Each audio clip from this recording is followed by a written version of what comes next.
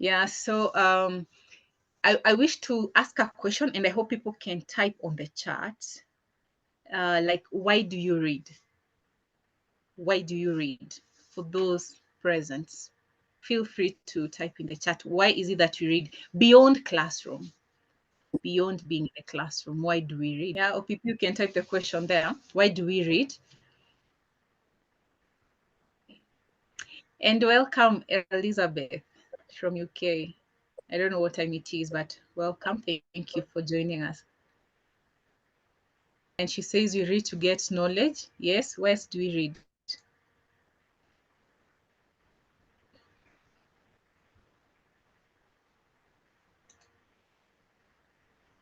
Okay, reading takes one to worlds one can't go physically. It helps shape new perspective and for problem solving. Thank you.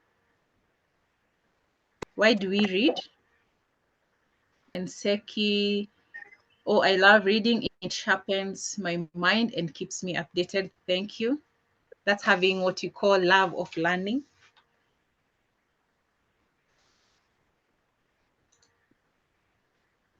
Doing to exercise my brain, which is a muscle. True. Thank you.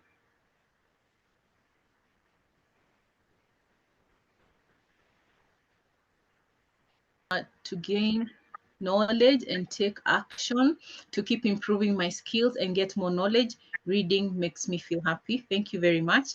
It keeps my mind young.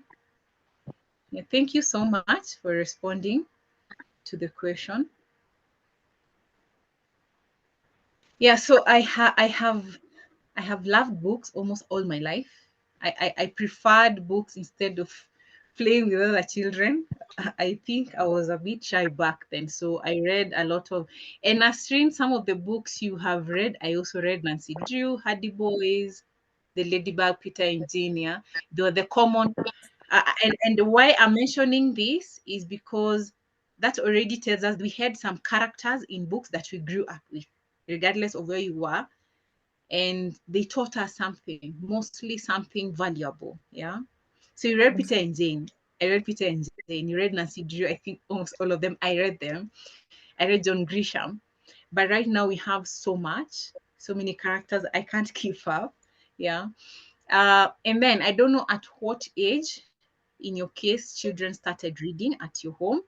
Because for me, my son would, if I unwrapped something wrapped in newspaper, he would take it as soon as he was able to read words, and he was not even speaking fluently.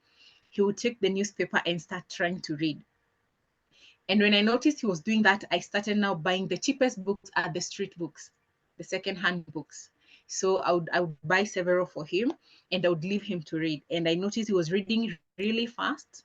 And to confirm if he understood what he was reading, I would now ask him what was the book about, even if it had a word a page, because he would relate the drawing with the word. And I kept doing that, and he has become more faster. He's now 14, and he can do 200 pages in 3 hours. So the biggest challenge you have right now is knowing what is the content. What is the content of what someone is reading? And from that, I wish to ask you the same, because you're an educator, you have a school, you have young ones. So how do you go about seeing what it is that they read? Yeah, you experience. Okay, good evening, everyone, once again. Okay, with my experience in education, obviously, when I'm buying books for the school, I make sure I myself go and read the content of the book. So I take the book, I read the back of the book, and then only if I feel that, okay, this is good for the child, this is good knowledge, this is a good book to read, then only will I purchase the book. I don't just allow any book to come into the school or into the premises of the school. So even in the curriculum that we teach, I make sure that, okay, what curriculum are we teaching? Is it appropriate for the school? Because nowadays there's a lot of change in even the curriculums that we teach. So lots of things that are coming up, but we ourselves as educators have to check and to see what are our what are our morals? Are we for those things? Are we not for those things? Are we going to go with those things? So yeah, that's how I do it as an educator. So every book that comes into the school, I make sure that I read the content of the book. I read the back of the book. I see what is in the book before I bring it out. Yeah, and thank you for that, because right now we need to read the content and not just the reviews. The reviews Yeah. maybe where you're buying the book, because sometimes a bestseller may not have the best content. Mhm. So that's something to remember, that right now you may buy a book because everyone is buying it, but the content is not good enough, or actually it's bad for the children. Yeah, so it's more, and even at some point you even have to read through the book. An experience Yeah. in Kenya, there's a book that was being used in schools, and it had to be pulled out because of what the story was about. So yeah, so that is something we need to look into. And by the way, I want this conversation to be for everyone. So anytime you feel you have a point, please raise your hand and give you a chance to speak. Because I believe some of us here are parents and some are parents to be. Yeah, I won't mention names, but we are having a crisis actually because of what you're having in books nowadays. And now something else, the characters in the book. Remember, now we had very few. We would grow up with Peter and Jane. We would grow up with Hare and Lion. And this is what the character would be about. Is it bravery? Is it cheekiness? Is it mischief? So right now we have a million characters, and now the task is to look at what is this character about, be it in the book or be it in the animation. Yeah. I've been seeing you posting some animations, and I'm like, are you keen to know what that character, specific character, is for in the book or in the movie for children? Yeah, because there are just so many. Yeah. Yeah, they are. There's a lot of character. There's a lot of okay, so now these days children hardly ever read. They always on their tab, on the phones or something like that. And not many parents are actually, we expose them to internet, we give them phones, we give them tablets, and not many parents are checking on what children are doing on the internet, or what they watching on the internet, or what they things like that. So okay, for me, when my son was growing up, I used to put sports channels, Discovery channels. Those were the channels, National Geographic channels. As a child already, I never used to put Spider-Man and all those kind of things. So he grew up loving sports. Though he did his academics and he did economics and all that, but sports was his first best thing, and he excelled so much in sports. He loved sports. But those are the things that we expose our children to. We say, okay, this is a child, let's train them. What are we training them? Are we training them in sports? Are we training them in reading? Are we training them? What are we training them to become? Are we watching our children as to what they love most to do? Are we saying, okay, I don't want you to play football, I want you to become a lawyer, but the child is a footballer? What are we training that child to become? So even at school, I have all the students, I watch them, I watch their character, I watch their things. And as they are growing, I actually have a meeting with the parents to say, your child is very good at this. Your child needs to read more. Your child comes to school and is fighting with everyone. What is the thing that what is it that he's doing at home after school? So you'll find that maybe he's watching Teenage Ninja Mutant, whatever, and in those kind of movies, they constantly fighting. So what does a child know? To fight. So when he comes to school, he's doing exactly that.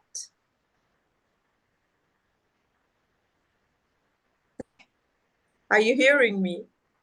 Yes, I can hear you. I was reading a Yeah. comment. I thought you had a Okay. question.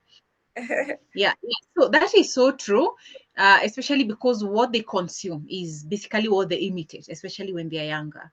And another concern is how much of that screen time do we give them, depending on how young they are, especially from 0 to maybe 3. And I would like Ivy at any point to come in. The younger they are, the more I feel the imagination is killed when they're not left to go and touch the sun, taste it, and feel this does not taste nice, and all that. So if and by the way, we use TVs as babysitters. you know you want to do your own things, you want to be on your phone, so you leave the screen on so that the child concentrates, their attention is there, so they leave you alone. So that's another challenge you're having, and it's dangerous. So and the reading also is very reading has gone very low. So much time is on Mm, screens. And as we speak, mm, we've started a magazine where we are making sure it's a hard copy. Someone has to hold the magazine to read, not an e-magazine, because we need to have less time on the screens. And I'm happy because I knew you do that thing of nurturing the talents of the children, but mm, also when they're imitating the things. Okay, my mom says that you're reading or watching that your child cannot. Why are you doing it? What is that content that is wrong for the child and okay for you? Yeah. So we need, and then you cannot do everything. You're in school. What happens in the other hours at home? What happens during the holiday months? So again, it's upon us, parents, the parents out there, to also check what is your child taking time in when they're not in school. Yeah. Um, yeah. I and remember something else. Yeah. Go on. I remember our parents taking us to a library. These days, Mm. parents don't even have to take their children to a library. Children don't even need to go to a library. They can sit quietly, get a book, sit down, read. If if a school doesn't have a library, not all schools have libraries. If that school doesn't have a library, what are we doing? So those are things that parents have to come back to. They have to come back to those basic things. Buying a child a book, going to a bookshop, letting a child choose a book, reading the back of the book to see if it's a good book for the child, because the child will look at a book and it will interest them, but you have to see what does the book contain, and then only you can buy it. You can explain to them that no, not this one, is not for your age, find another one, but allow them to be the one to choose the book. So if they are interested in reading, then you tell them that because you chose the book, now you read it. And so when they now see the book, now you ask them questions. What was the book about? How did you find the book? Would you like to go buy another book?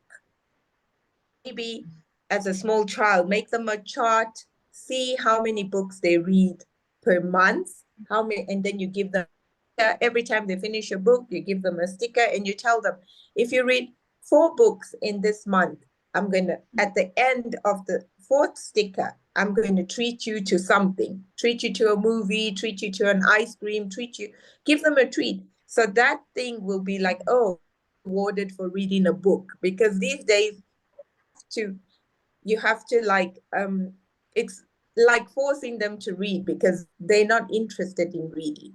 So Yeah. because of that, if you give them a reward, they will become interested to say, okay, every time I read a book I get a reward. And so now you're bringing back that nature of reading.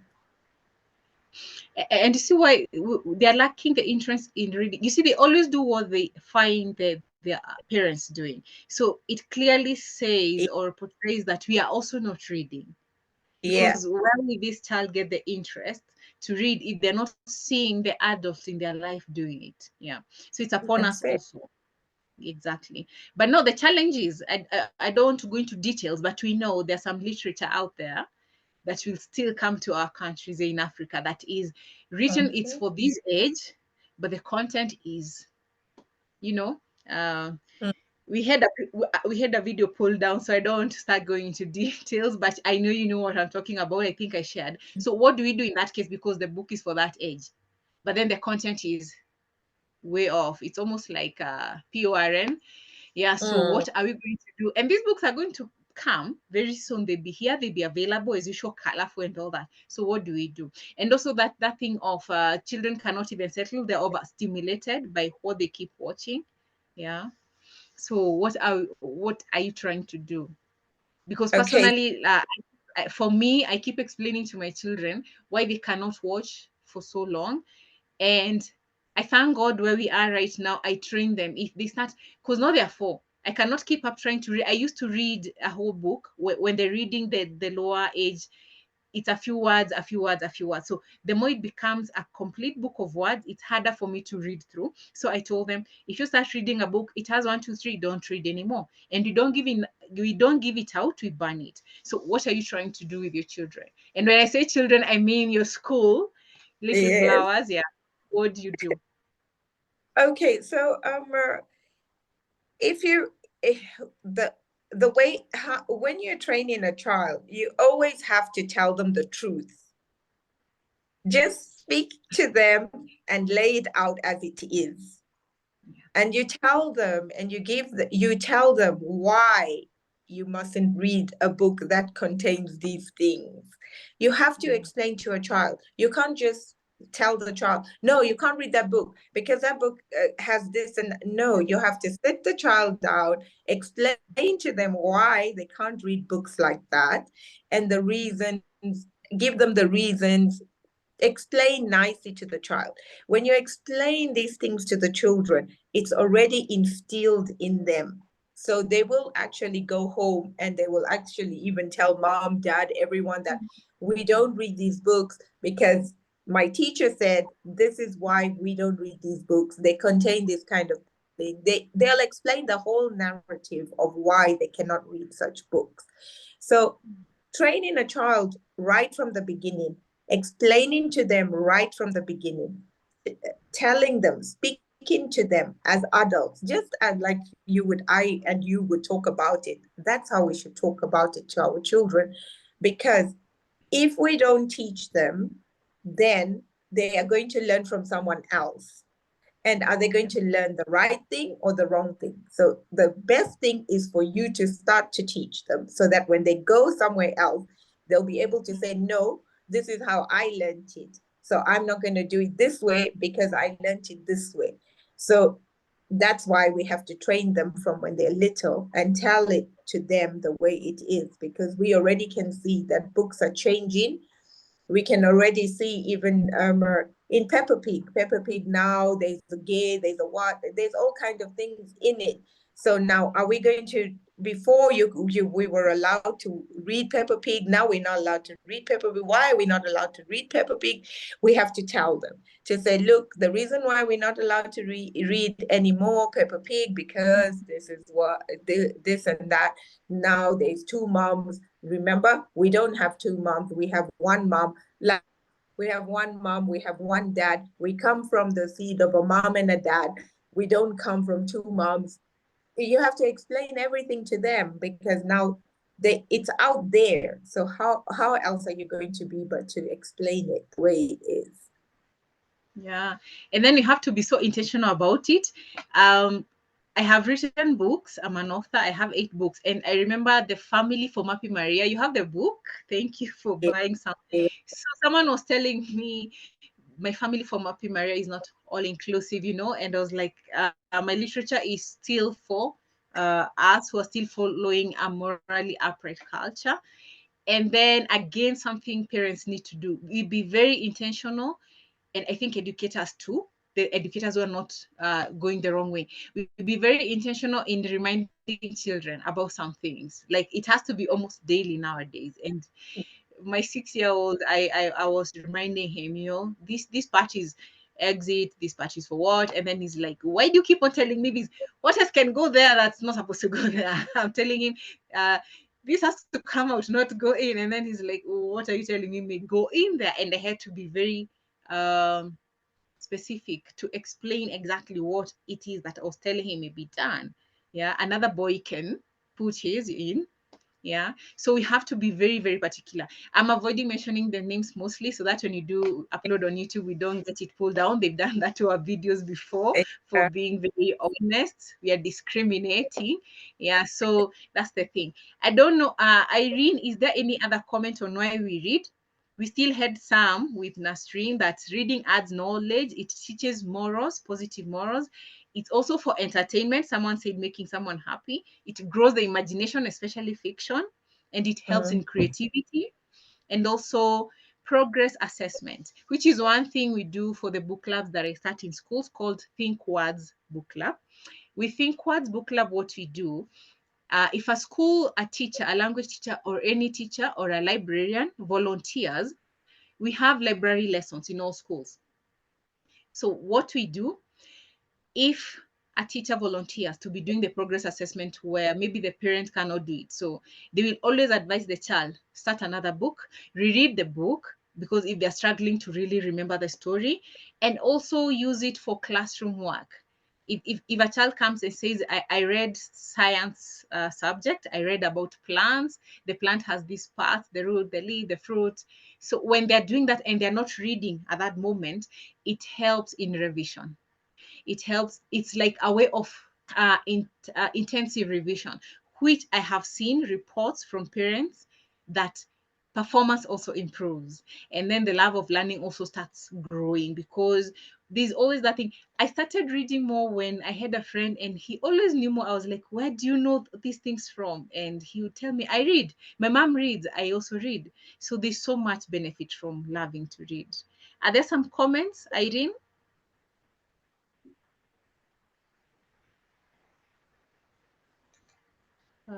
Maybe I can read for myself. Reading expands our mind through career development.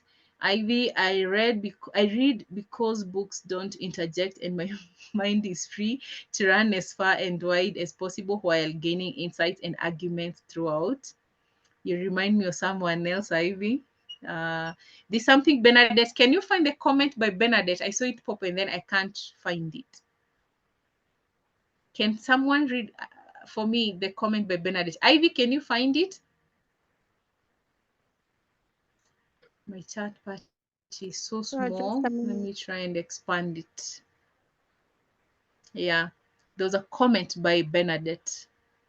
Yes, reading is fun, helps me with creativity and acts as therapy too when one wants to mute the noise out here. I think you can read from Bernadette onwards. I had not read. Yes, that's what I've just read. Is there She any other comment after that? Yeah, there's great conversations, and then there's reading expands our minds. That was from Doris. And then there's another one that says career development. And then Ivy said, I read because books don't interject and my mind is free to run, which you already read out, Mm-hmm. to run as far and wide as possible while gaining insight and arguments throughout.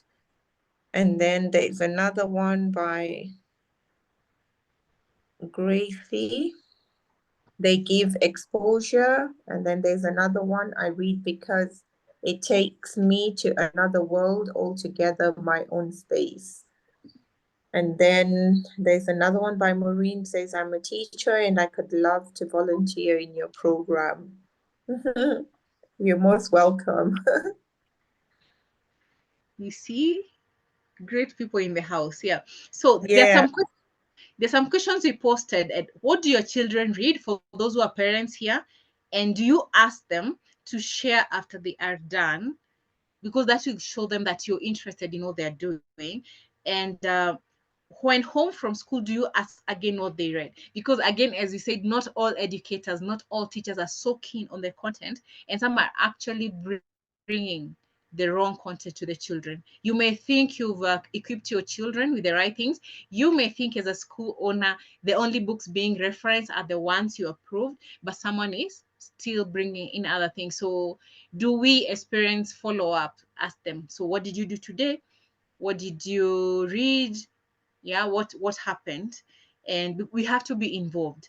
And how do you check a book when buying to decide if it is good for your child to read? That was another question we had, and I answered it a bit saying it's not always that a best-selling book is good. We have books that are really selling, are really promoted, and some very good books are underrated. So it's upon us. Don't just buy because everyone is buying. In fact, that's the wrong way to buy a book. Do you have conversations with them on what they should read and what they shouldn't read? That's when you addressed when you said we have to tell them the truth because they still get it out there. But right now, I think the main burden is on the parents before you take it to the school. You have to just be on toes always. Don't take 2 months, don't take a whole term before you follow up what has been flowing into your child. Because at the moment you have so much negative stuff flowing. I don't know what you can add on that. Yeah, yeah, you do. I mean, and nowadays parents are very busy. But what I can advise is never be too busy for your children. You can make some time for them. Always ask them questions. Always have conversations, even if you're busy. When it's time to go, when you're dressing your child up, when you're getting them ready to go to school, have conversations. Have little conversations. Ask them, what did you do yesterday at school? How was school yesterday? What did you learn about? Well, just have normal conversations with them. Know that you're going to come home late, and you'll find your children already sleeping, and but make sure you wake up early before they go to school and have a small conversation with them. Always tell them how much you love them, how much you care for them, and that they can talk to mom and dad about anything, and mom and dad will not get mad at them. They're just open. Become an open parent to listening to your child, never pushing them away when they're trying to make a conversation with you. Give them that time. When they try to come to you and want to make a conversation, stop and listen, because they might be communicated in something very, very important. And if we ignore them and continuously ignore what they're trying, now these days we are getting children who are being neglected, and then we are having children, very young children, committing suicide. You find a 12-year-old has done something, but meanwhile they were trying to communicate to a parent, but the parent was too busy for the child. So always make time for your child, listen to what they have to say. Don't become too busy for your child, because as children, children these days are growing up with maids, they're growing up with phones, they're growing up with tablets. They no longer have that parent love, that parent that is checking up on things, because obviously we have to work, we have to make money, so we are running after all these other things, and then we are not concentrating on what is the most important thing, which is our bringing up our children in the right way. In fact, I was having a conversation with someone and I was saying we are so busy trying to make money, which is right, which is okay. But if we do not pay attention to what our children are consuming, both physically, what they eat, what they read, what they watch, what they listen to, the company they keep, later, the money you're looking for, you'll use it again for rehabilitation, be it rehab because of drugs and alcohol, be it therapy because of psychological issues, all that. So we have to balance. And something I personally want to start doing, because I'm moving a lot around, thanks to a friend. She told me, take them with you. If it's in a weekend, take them with you. Because that way they'll be around you. You'll still have small conversations in between whatever it is that you're doing. Yeah, so we just have to create the time. And you have to do what you're telling them to do. Don't sit on the sofa with your phone, WhatsApp, or whatever media, and you're telling them go sleep. They leave their gadgets if they have, or you're telling them not to watch, and then you try night binge watching the soaps, the series, and all that. Yeah.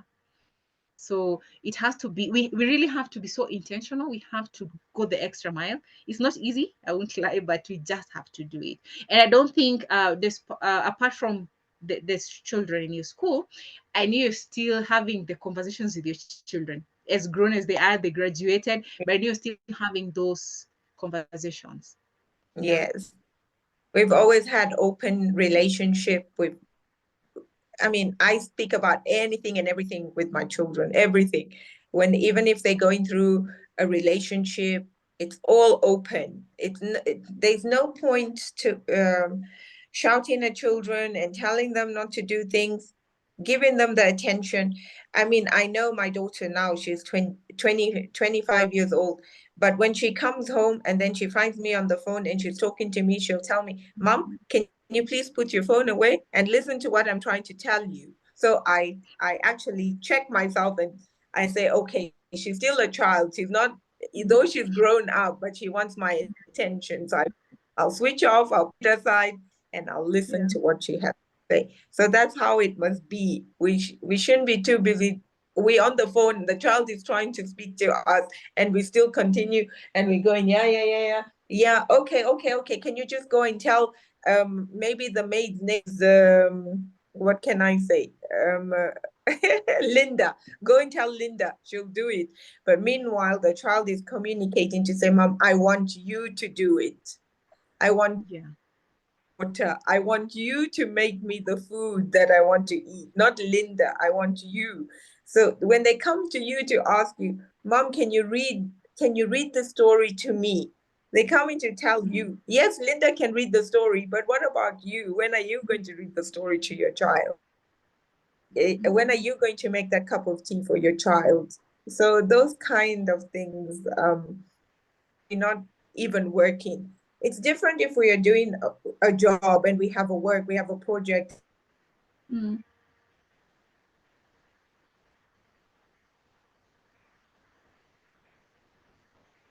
And the child wants a cup of tea. You can actually tell your friend that, hey, I need to make a cup of tea for my child, so I'll chat later. Bye-bye.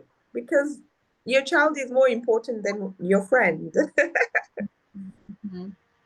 Yeah, and they know the difference when you're taking so much time on something, even if it's a screen, and they can see you're actually working, not entertainment. So like my sons ask me, are you working or are you relaxing? Because I tell them we use technology for both, for entertainment, to pass some time, or you're working. So I'll go, I'm working, and then they'll go like, okay, I'll wait. Yeah. But why we're having this conversation is we really need to do more than we have been doing, because remember, right now you usually don't have the community participation, because before someone would come, even a teacher will be attentive or bothered or concerned enough to let the parents know that your child is doing 1 2 3. Right now there isn't that much community involvement in raising the children. So if you don't follow up, keep on following up as an individual, we are going to have bigger problems. Yeah. So I don't know if anyone has a question or a comment, please raise your hand. Yeah. It I was also supposed want to to, be.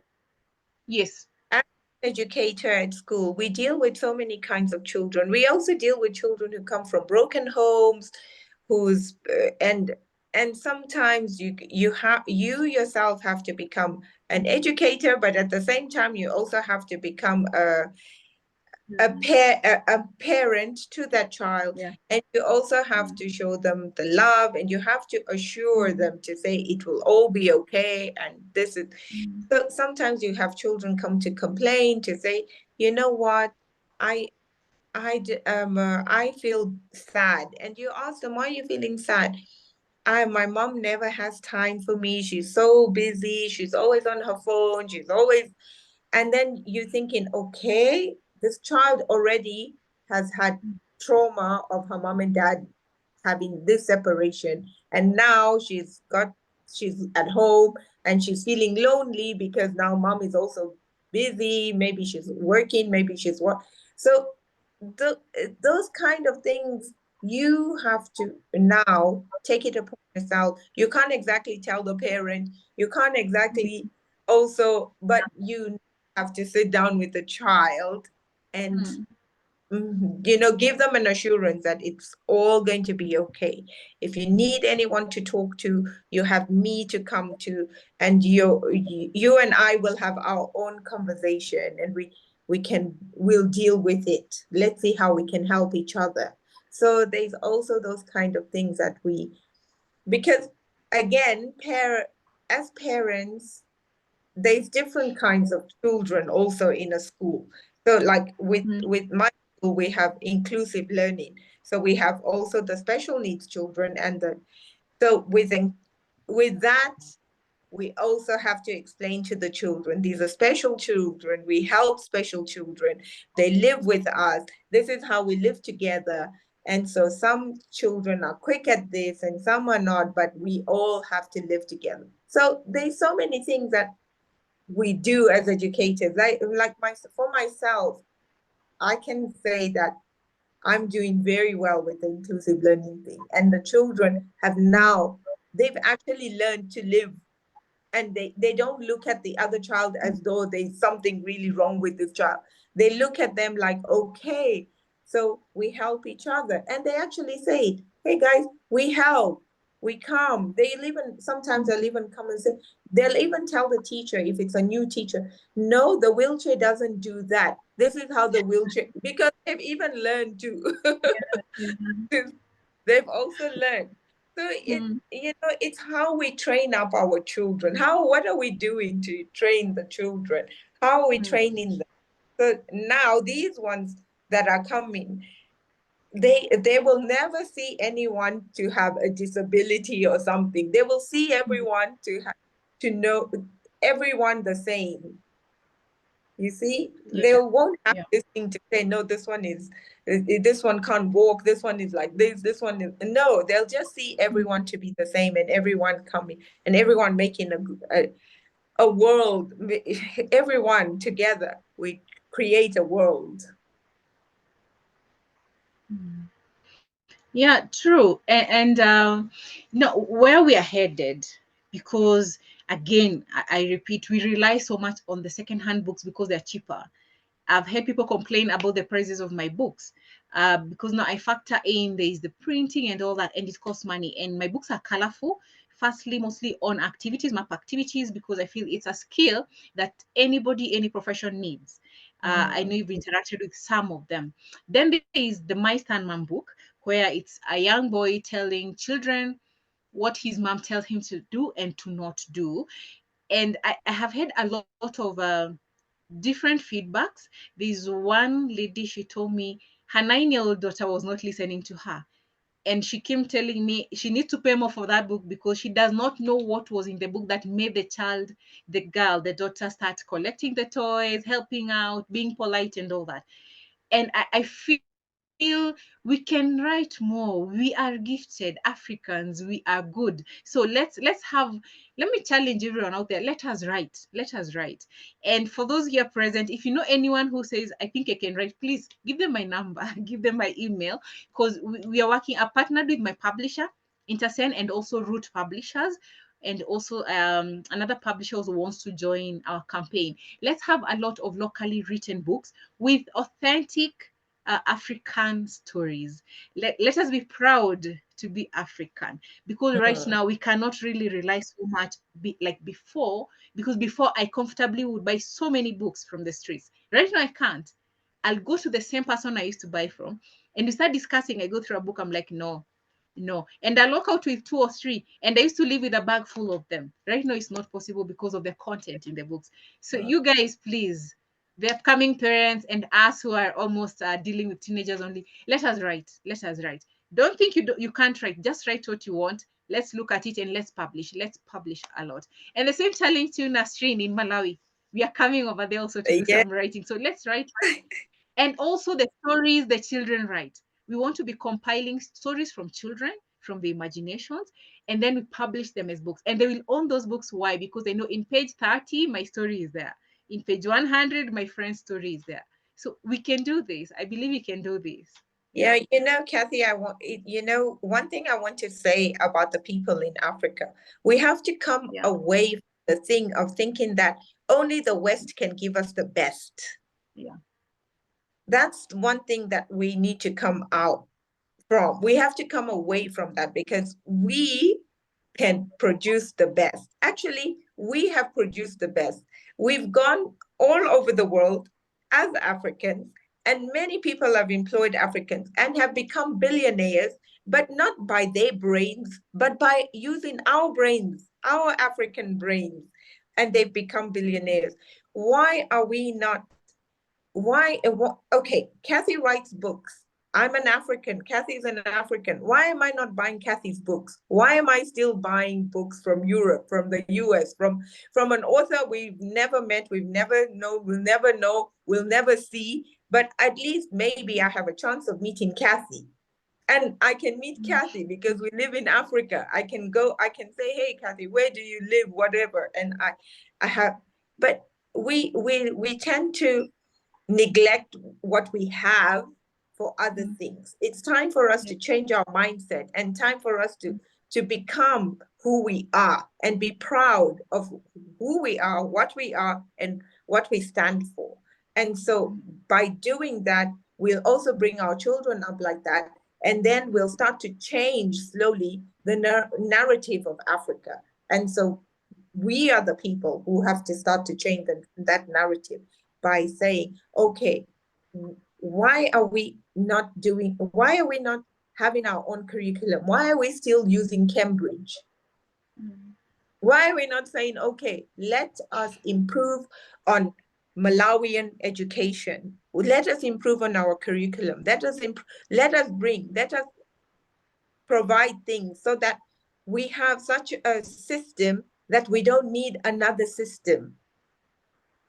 And we are creating our own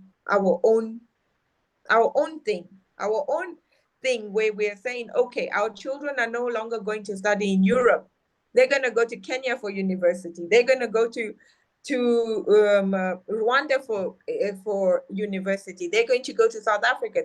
Going to come to Malawi. They just let us do that, because now everybody wants to go to Europe. Everybody wants to go to America because they think it's better there.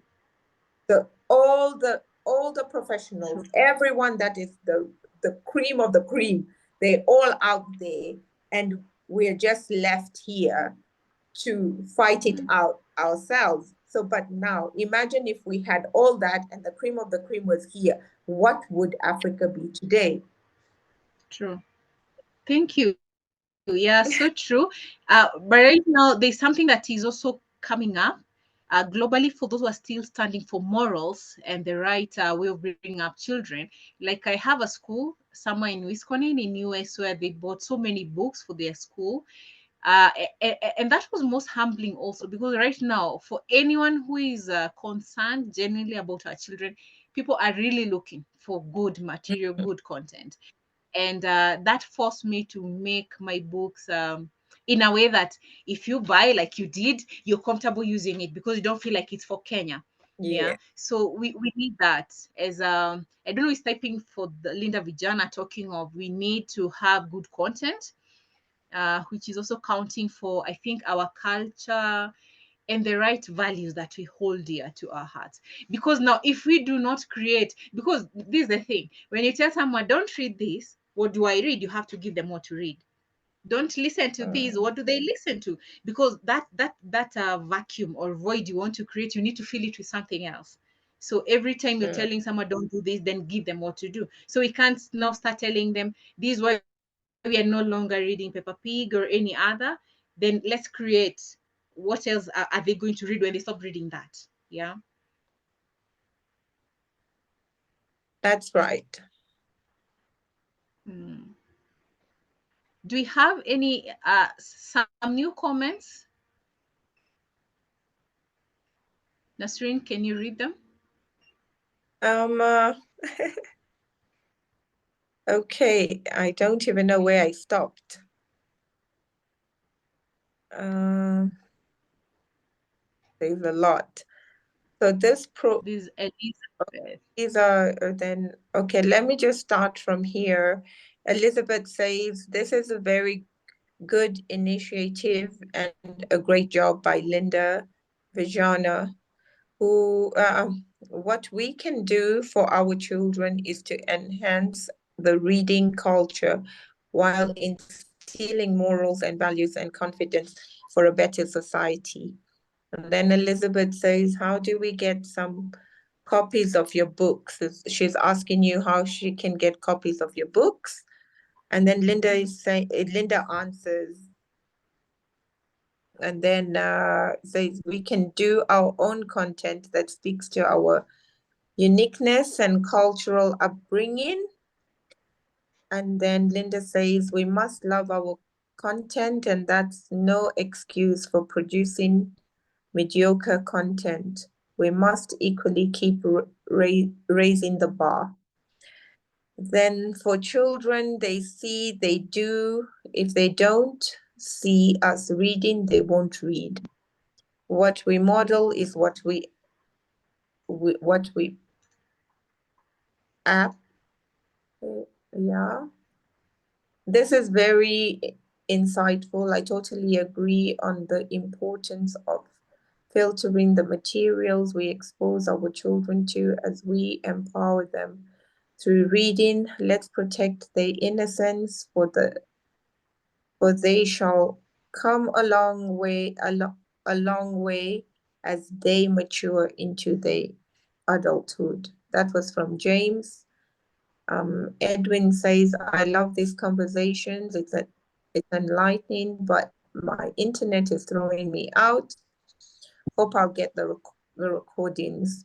And then we have Linda saying, true, James, and that's the reason we must not be too lazy to go through the content in order to approve or otherwise. Then James says, when we write and tell our own stories, then we can be able expose our able to expose our children to healthy material for their young minds. And then as a book reviewer, I'm feeling motivated to write. I hope to join more of such conversations as this. And then, yeah, you can get so you can get the books. That's it. Thank you. Okay, please write. Don't just review. I also used to review, but please write, and maybe we just polish it up. Yeah, because we really need a lot. And you know what, Nasreen, our hour is done. Yes, our hour is done. But I know we've not exhausted everything. Or anybody, I know you gave your comments, but we need not to open it up for everyone. Please let's say something. And I want again to thank my internet provider for even appearing physically in the meeting to ensure that I didn't have issues. His name there, Master Price Netcom. Thank you so much, Samuel. Yeah, so please let's Elizabeth. I can see you, Elizabeth Mumbo, and you're glowing. Hi. Unmute yourself and say something. Oh, hi, everyone.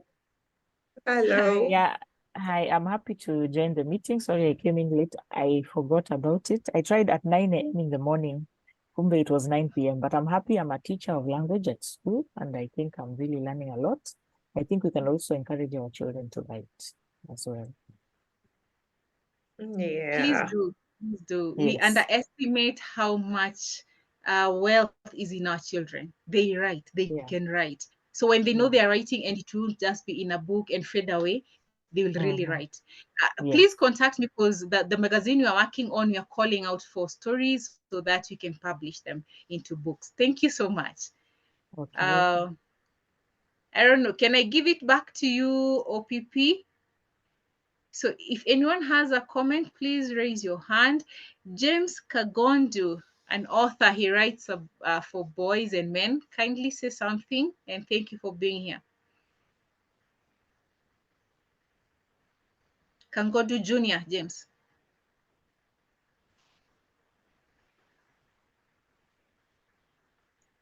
Yeah, thank you, Catherine. I'm very happy to be here, and this is an amazing conversation. I love the fact that we are thinking about our children because this is the future. And like I was saying in the comment section, if we're able to protect their innocence, then that means we have a secure future. And the only way we can be able to do that is to tell our own stories. You know, I like the fact that we appreciate that there's a lot of borrowing in terms of getting material from, say, the Western world, which in a way, they have some intentions. And there's an idea, or maybe we can say that there's an idea that they are selling. So the only way to go about it is to do it in an African way, of course, appreciating the other cultures, so that we can be able to, you know, protect the young ones. Thank you for the encouragement, and especially with writing. This is a new space, and I'm happy that we are doing something, especially for the boy child. You realize that when you heal the man, we heal the world, and that's why we really need to take care of the boy child, not forgetting the girls, yeah, because if we can be able to join forces, especially where we have an empowered boy child, an empowered girl child, then we're going to have an empowered society. So Catherine, thank you so much, even for the invitation. Much appreciated. Thank you too. Yeah, I can't call out everyone. I can't even see the list of names. Anyone else with a comment? I see Mary Pauline. Can you say Muridhi has his hand up, so he's going to unmute and say something. Muridhi? Thank you very much. People confirm you can hear me? Yes, you can. Thank you very much. I like the conversation. Apologies, I joined a bit late. But I think I'm one person who has dealt with the children for quite some time. I've been a Sunday school teacher for the last 30 years. So children have been very, very close to me. And on the aspect of what to present to the children, I know that's a really, really, really huge challenge. And at one point, I thought about it.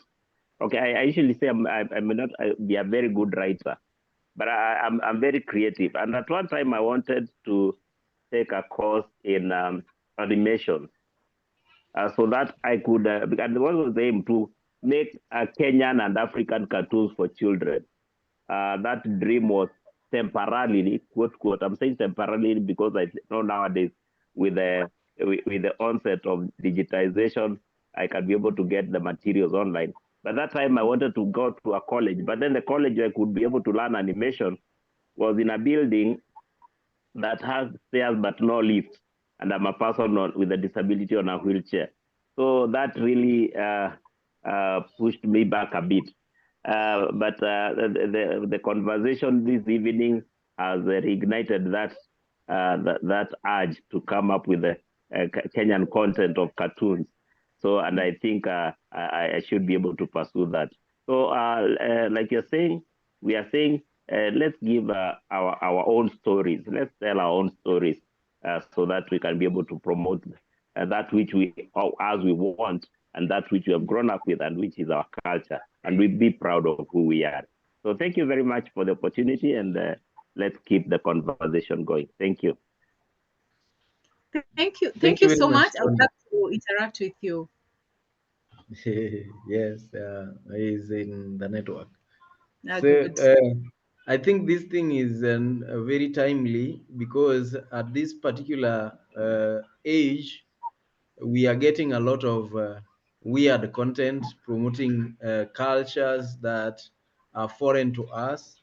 And it is high time that you as a parent, you as somebody who relates with children, you also know what's right for them. And therefore, we can always work together and build the right content that we feel will be able to build the culture that we intend to have in the society. Because they say, train a child in the way of the Lord, and he will not depart from it. So if we build that early, we start giving them the right content, because right now what is out there and what is being perpetuated has to do with like this thing of LGBT, whatever. Children are getting confused, what they are, but that is because we've left a void, and somebody else is exploiting that very void. And so I think it's at the time, at one point I met somebody here in Nairobi town in one of the restaurants, and he was telling me it is the first time I'm meeting somebody who wrote a book. Throughout my life, I've only read books like I remember Malkiat Singh, whatever. I thought these people are not even here in Kenya. And I'm wondering, what sort of person is this? It's because we've believed that building a content means we must be some superhuman beings. But that is not the case. Wait until you read the content that people build for children, and you realize that because each one of us has something we can always share with them, if we sat with them, we would be able to present that even in written form, even in the form of sketches or drawing, in a particular manner that may make some sense. So I think we need to take courage and build that particular content, and there is no any better time than now. Otherwise, that space is being exploited by some other people who may not have any goodwill that we want to raise. Thank you.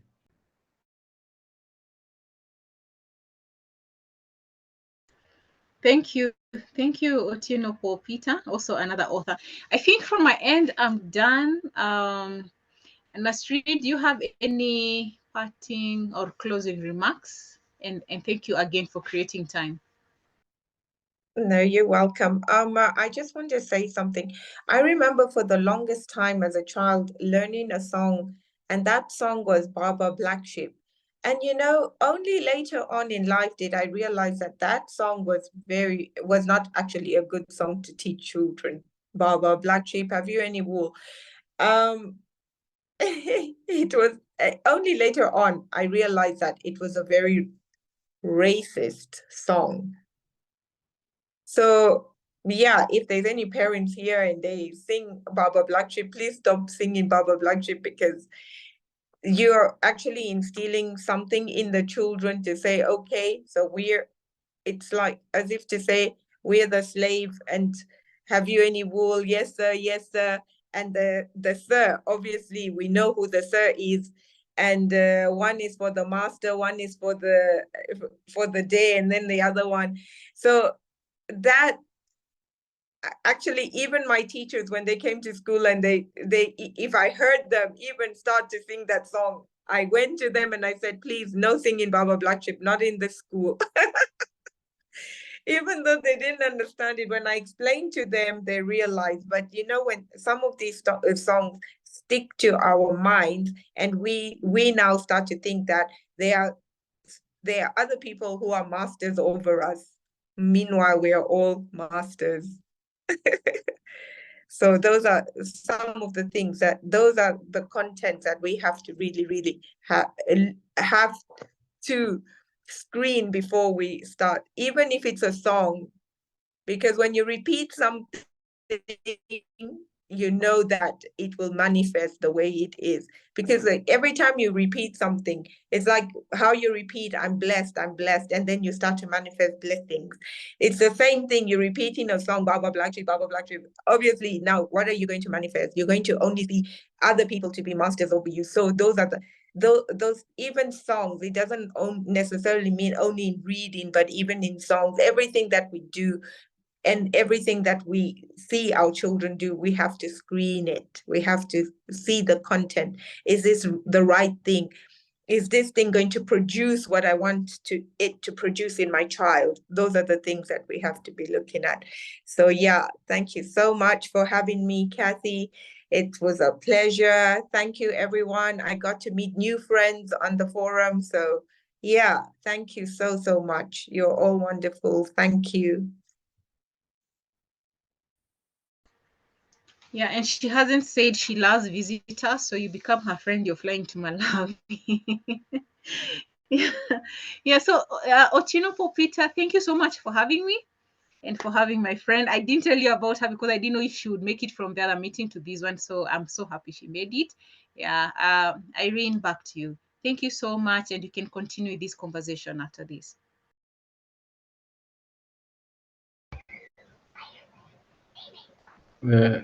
Irene, are you there? Maybe we can just close. It's good to say, it's good to let everyone know that Linda Vijana is a non-governmental initiative, not for profit, and it was registered more than a year ago. And we intend to empower people, largely the young people, with what we believe to be true, based on science and based on also our religious inclination.